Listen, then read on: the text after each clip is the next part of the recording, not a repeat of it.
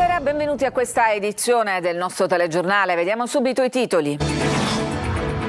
Tragedia a Corleone, uccide la figlia disabile e si suicida. La donna pochi mesi fa aveva perso il marito.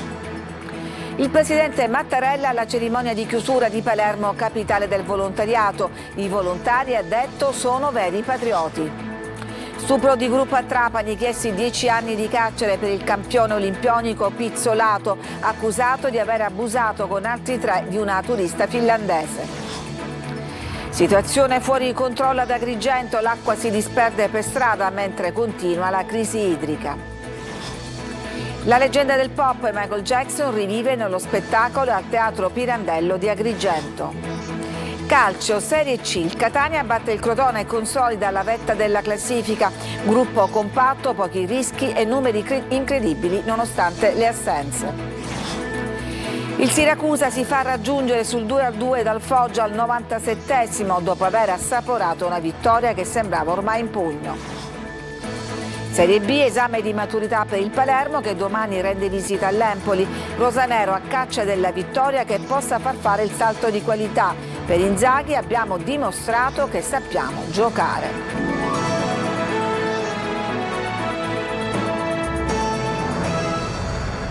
Dramma della solitudine a Corleone. Una donna ha ucciso la figlia disabile e poi si è suicidata. 8 mesi fa aveva perso il marito. Simona Mazzone.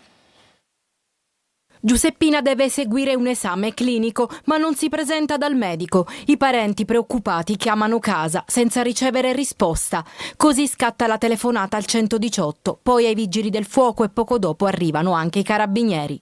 La scena è agghiacciante. Madre e figlia ritrovate morte nella loro casa di Corleone. Secondo una prima ricostruzione, la mamma Lucia Pecoraro di 78 anni ha ucciso la figlia Giuseppina Milone di 47 che soffriva di una forma di autismo, strangolandola con una corda e poi si è tolta la vita impiccandosi. Fatti confermati dal medico legale. Una tragedia familiare sulla quale gli investigatori stanno indagando. Le salme sono state riconsegnate ai parenti. La donna aveva perso il marito 8 mesi fa, un ex infermiere dell'ospedale dei Bianchi. Si è così trovata sola a gestire la figlia disabile. Non è chiaro se questo possa essere alla base del gesto o se ci sia dell'altro. In paese c'è incredulità e sgomento. Un vicino di casa ancora sotto shock racconta che conosceva la famiglia e che parenti e vicini sono sempre stati al fianco di Lucia, soprattutto dopo che ha perso il marito Salvatore. Facevano lunghe passeggiate, dice. Quando ho sentito la notizia mi si è raggelato il sangue.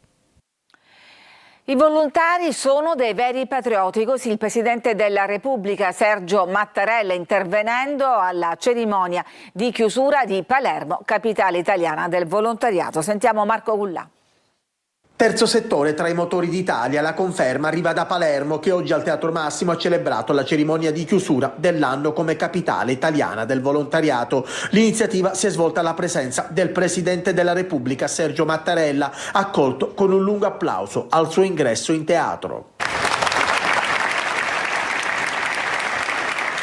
Secondo i dati Istat più recenti, i volontari e le volontarie sono il 9,1% della popolazione, pari a circa 4,7 milioni di persone. Lo ha sottolineato con orgoglio il presidente Mattarella. Rappresenta un patrimonio impressionante, un patrimonio basato sulla gratuità,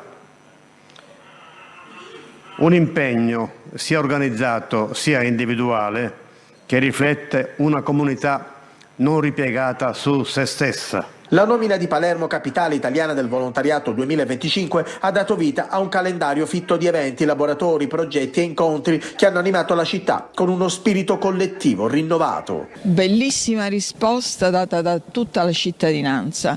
Abbiamo tirato fuori tutta una serie di incontri, abbiamo incontrato belle persone, tantissimi giovani. Il presidente Mattarella in chiusura ha elogiato tutti coloro che fanno volontariato. Le associazioni che si prendono cura anche della natura, dei nostri beni culturali, del nostro ambiente, che curano ferite presenti nella nostra società, che animano periferie e territori in preda allo sconforto dell'abbandono.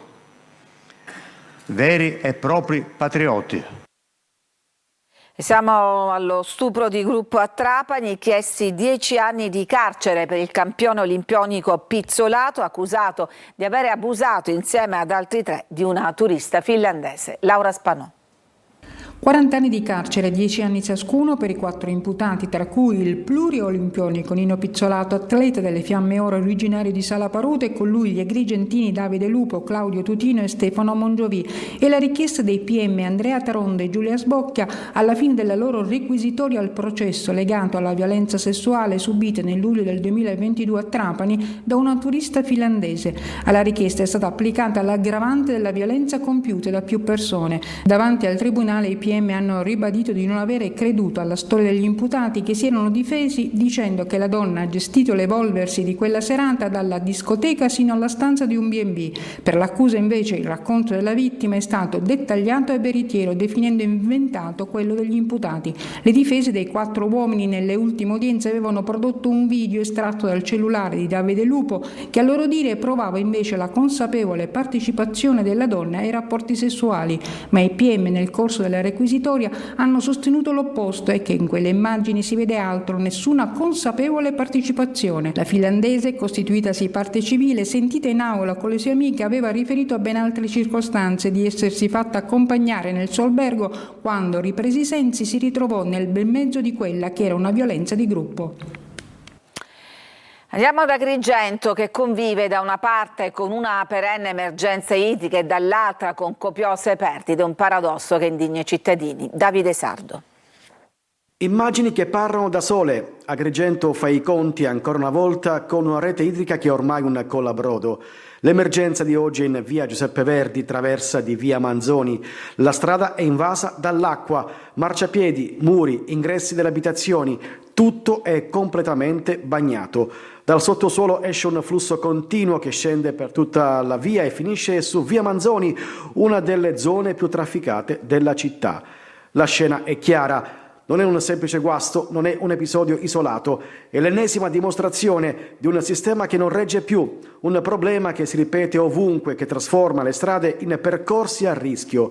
L'acqua scorre senza sosta, litri e litri sprecati, ma soprattutto un pericolo, pedoni costretti a camminare tra pozzanghere e asfalto scivoloso, automobilisti che devono evitare tratti ormai impraticabili. E non finisce qui. Un'altra perdita viene segnalata a San Leone in via Caterina d'Altavilla. I residenti, esasperati, filmano tutto e denunciano la situazione. Acqua che emerge dal terreno e invade la strada mentre nessuno interviene. È l'immagine di una città che vede andare in fumo una risorsa preziosa. Una città che osserva, impotente, la propria rete idrica cedere pezzo dopo pezzo. Un colabrodo che trascina con sé sicurezza, decoro e fiducia. Agrigento, ancora una volta, è sommersa da acqua che scorre dove non dovrebbe e da problemi che sembrano non fermarsi mai. Il prefetto di Palermo, Massimo Mariani, ha nominato 3 commissari per il controllo della società italo-belga che gestisce i lidi balneari nel litorale di Mondello. La prefettura ha rilevato che all'interno della società hanno lavorato 21 persone legate da vincoli di parentela con appartenenti a famiglie mafiose. Vediamo intanto le prescrizioni che la società dovrà seguire. Il servizio è di Maglio Viola. Scatta la procedura di prevenzione collaborativa per la Mondello Immobiliare Italo-Belga, la società che gestisce la spiaggia di Palermo. Si tratta di quello che il leader di controcorrente Ismaele Della Vardera chiama commissariamento della società per infiltrazione mafiosa.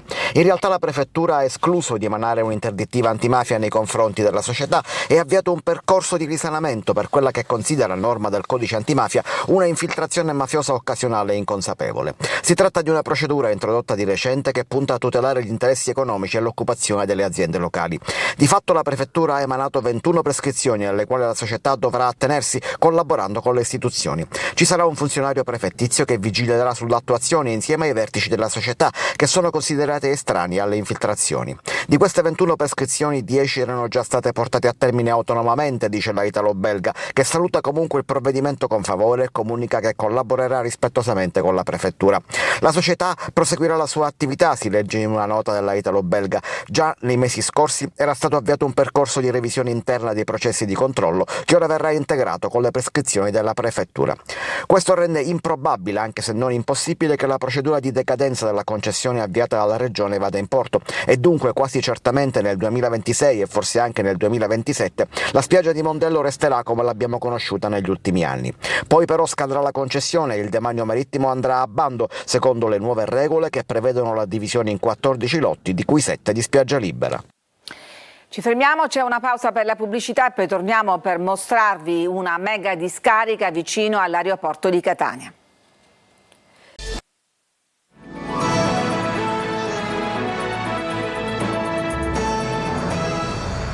La zona di San Francesco Larena, vicino all'aeroporto di Catania, trasformata in una mega discarica, ce lo documenta Tonino De Mano. Montagne di spazzatura a pochi passi dall'aeroporto di Catania e a pochi metri dai lidi della playa. L'ennesima cartolina di ordinario degrado arriva da San Francesco Larena, dove la strada che vedete è trasformata in una discarica a cielo aperto. Materiali di ogni tipo, dai materassi ai sanitari in disuso, dalla plastica agli scarti edili, vengono depositati per terra. Da queste parti Sacchetto Selvaggio colpisce con sconcertante facilità. A volte è difficile persino farsi largo tra i rifiuti per accedere nelle proprie residenze. È più che una pattumiera, è un'indecenza, è una discarica pubblica a cielo aperto e questo non è degno della storia della città di Catania.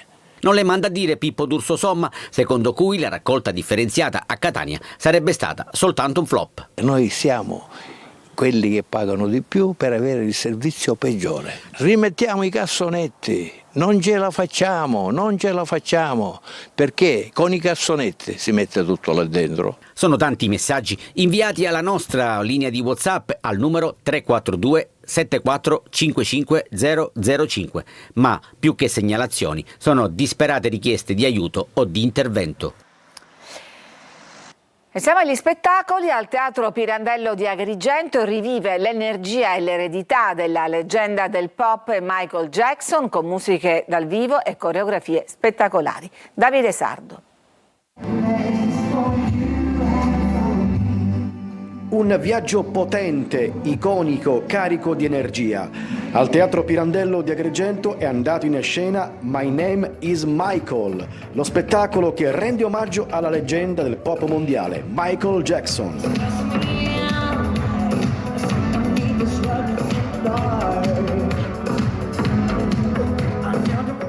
Sul palco Alessio Piuma ha guidato il pubblico nella straordinaria storia artistica del re del pop.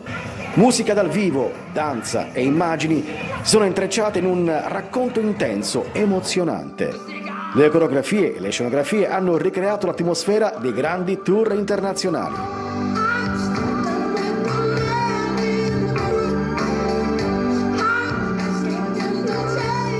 Accanto a Piuma, un ensemble numeroso di ballerini artisti ha riportato in vita i momenti più iconici della carriera di Jackson, i successi senza tempo, le performance che cambiato per sempre la musica.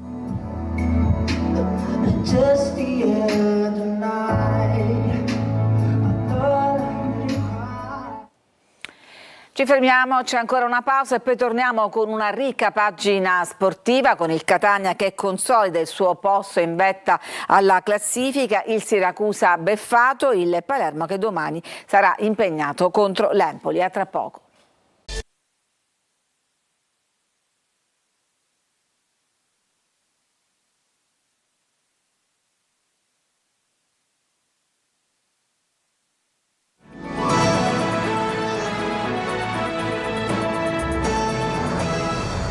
Siamo al calcio, il Catania batte il Crotone e consolida la vetta della classifica, gruppo compatto, pochi rischi e numeri incredibili, nonostante le assenze. Marco Carli.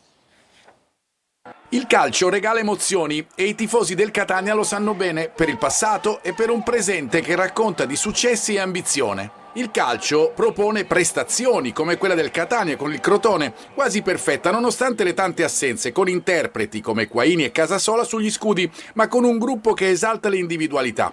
2-0 con un solo vero rischio subito. Il calcio lo spiegano i numeri e quelli del Catania al Massimino sono impressionanti: 25 punti su 27 disponibili, 0 gol subiti in stagione e imbattibilità interna di Dini che sale a 810 minuti. Sono 20 i gol fatti in casa. Noi dobbiamo essere tutti consapevoli del campionato che stiamo affrontando, delle difficoltà che ti offre questo campionato, dei numeri che sta facendo questa squadra e ripeto, devo fare dei complimenti incredibili a questi ragazzi perché sono straordinari. La partita la sblocca il primo gol di Corbari in campionato, meritato, voluto, semplice in questo caso, ma vale il senso della posizione per essere al posto giusto e mettere in rete. Partita in discesa, pochi rischi come detto, e nella ripresa il gol del bomber Lunetta dopo una bella azione che parte da Casasola e passa per D'Ausilio. Per il Jolly rossazzurro è il ritorno al gol dopo quasi 2 mesi. Diciamo che era da un po' che non segnavo e sentivo un po' questa esigenza di segnare, però ero anche tranquillo perché avevo sempre avuto occasioni in tutte le partite, quindi sapevo che stavo lavorando bene e che il gol sarebbe arrivato prima o poi.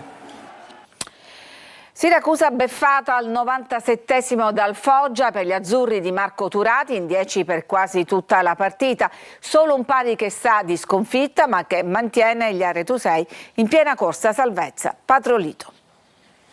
FVS direttore di gara protagonisti nel bene e nel male al Nicola De Simone, dove il Siracusa si fa raggiungere sul 2-2 dal Foggia al 97esimo dopo aver assaporato una vittoria che sembrava ormai in pugno. Azzurri avanti alla primissima occasione al 12esimo con Contini che sugli sviluppi di un'azione di Limonelli ben rifinita da Parigini insacca da distanza ravvicinata. Il pari foggiano arriva qualche minuto dopo in seguito ad un fallo da ultimo uomo su Fossati commesso da Bonacchi che viene espulso e consente a Garofalo di segnare dagli 11 metri la rete del provvisorio 1-1. Al 24esimo è ancora una lunga revisione a convalidare la rete di Ba, che arriva con un tocco sulla linea dopo una deviazione all'indietro della difesa rossonera. Nella ripresa, dopo una parata miracolosa di Farroni al minuto 59 su Winkelmann, il Siracusa è l'occasionissima per portarsi sul 3-1, ma all'80esimo la conclusione ravvicinata di Frosali viene parata in tuffo da Perrucchini. La doccia fredda per gli azzurri si materializza al 97esimo, sul contestatissimo calcio di punizione assegnato alla squadra ospite dal limite e sui cui sviluppi i pugliesi si tirano la rete del definitivo pareggio ancora con Garofalo, che tutto solo in aria batte Farroni con un diagonale imparabile che vale il 2-2 finale per il grande rammarico dei 3.000 del De Simone. E domani alle 17:15 il Palermo è impegnato al Castellani contro l'Empoli per dare continuità alla vittoria. Per Inzaghi abbiamo dimostrato che sappiamo giocare. Marco Gullà.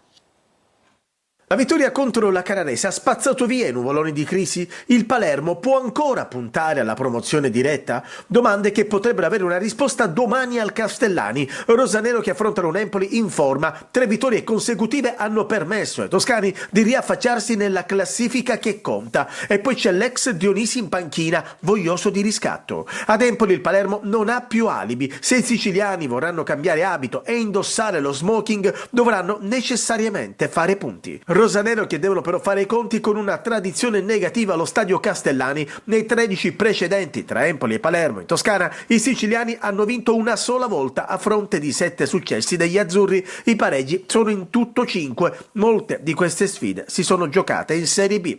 Inzaghi dovrebbe ancora una volta lasciare Brunori in panchina, ormai è un caso. Poi Giampaolo sarà supportato verosimilmente da Palumbo e Basic. Gomez e Giasi tornano tra i convocati ma partiranno dalla panchina. Le chiavi del centrocampo saranno affidate a Ranocchi e Segre. In difesa non cambia nulla: Beresischi, Bani e Ceccaroni. Dionisi non si è lasciato bene con la società rosanero e anche con i tifosi, ma se il Palermo l'anno scorso ha fallito, di certo la colpa non è stata solo sua. Loro vengono da 3 vittorie e 0 gol subiti, per cui sono chiaramente in grande forma, però secondo me noi veniamo da una grande prestazione, abbiamo voglia di dare continuità alle nostre prestazioni al di là dei risultati, perché la squadra ha dimostrato di saper giocare anche un grande calcio quando vuole, e voglio rivedere tutte queste cose. Ed è tutto per questa edizione, grazie per averci seguito, vi auguro una buona serata.